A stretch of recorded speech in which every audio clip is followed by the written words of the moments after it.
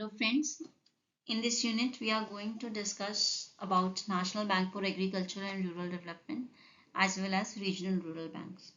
So first we will discuss about NABARD. So in the year 1982, the Committee to Review Arrangements of Institutional Credit for Agriculture and Rural Development recommended the establishment of a development bank, that was your NABARD, and accordingly your National Bank for Agriculture and Rural Development was set up in 1982. It was recommended by the committee of Mr. B. Sivaraman on November 28, 1979 and formed by a special parliamentary act. The chief focus of the government was the advancement of the rural India by enhancing the flow of credit for the upliftment of agriculture as well as rural non-agricultural sector. Government of India created Rural Infrastructure Development Fund RITF in NABARD in 1955 with an initial corpus of rupees 2000 crore, which is raised to 4,58,410.71 crore in 2022-23. Funds are used for irrigation, rural bridges, rural grounds, completion of incomplete projects and rural roads under Bharat Nirman program. Coming to the functions of NABARD, we can see that in order to build an empowered and financially inclusive rural India, NABARD has specific departments that work towards these desired goals. These departments can be collectively categorized into three major units, that is your financial, development and supervision departments. The financial support necessary to build rural infrastructure is provided by NABARD. Preparation of district level credit plans by NABARD are used to guide and motivate the banking industry to achieve required targets. NABARD also supervises the regional rural banks and cooperative banks along with developing their banking practices and integrated them to the core banking solution platform. NABARD has also helps handicraft artisans which sell their products by training and providing a marketing platform for them. NABARD has partnered with various leading global organizations and institutions affiliated with the World Bank that have played a role in transforming agriculture. NABARD also offers advisory services and financial assistance provided by these international partners such as World Bank to help in consultation with the rural development and their agricultural practices.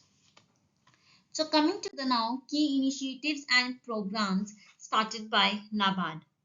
NABARD have started various schemes such as Kisan Credit Card Scheme, Rural Entrepreneurship Development Program, Swarojgar Credit Card Scheme, Watershed Development Programs, setting up of agricultural and agri-clinic centers, scheme for financing farmers, subsidy scheme, etc. Here we will discuss three of the major programs or initiatives started by the NABARD. First one is Self-Helping Group Bank Linkage Program. It was launched by NABARD in Feb 1992 with support from RBI, aimed at promoting and financing self-help groups. Largest microfinance program of the world, benefited poor women. More than 2 million self-help groups disbursed, almost rupees 10,000 crore. 95% of the loans timely repaid.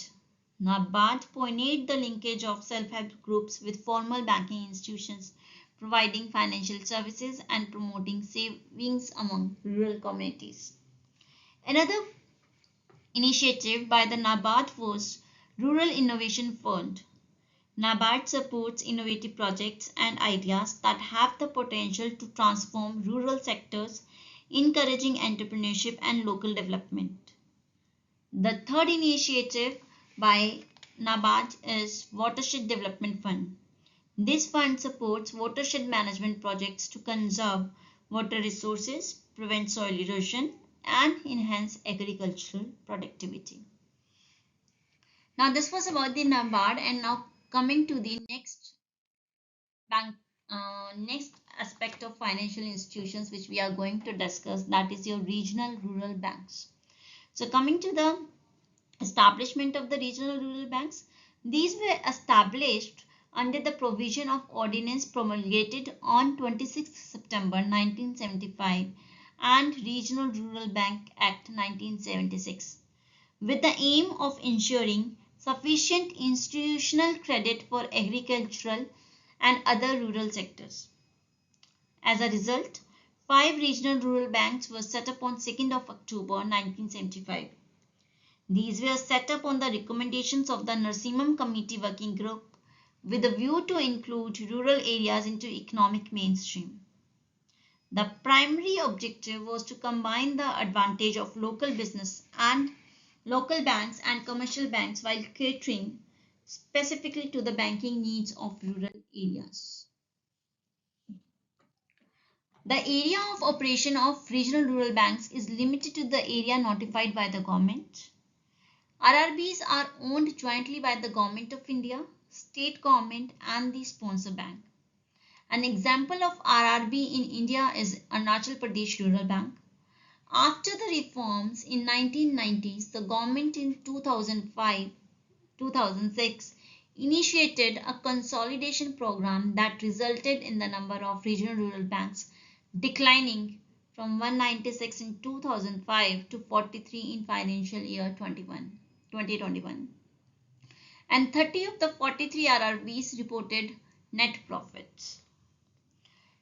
Capital base in RBRBs is held by the central government, relevant state government and the commercial bank that sponsors them in the ratios of 50-15, 50:15:35. Central government provides initial capital and ensures policy guidelines, whereas sponsor bank provides financial, technical and managerial assistance to the regional rural banks.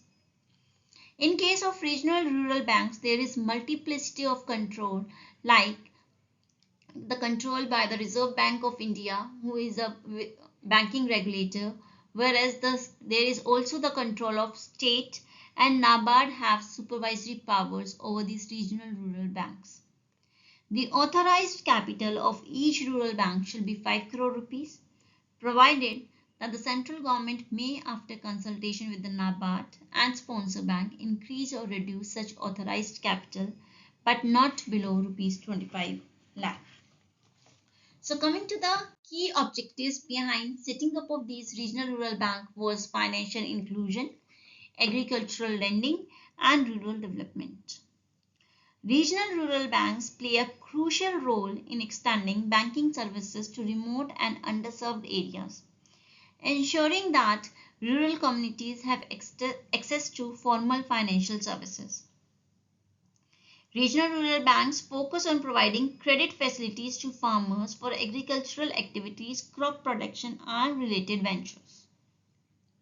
These banks contribute to the overall development of rural economies by providing financial support to various sectors such as agricultural, small businesses and cottage industries.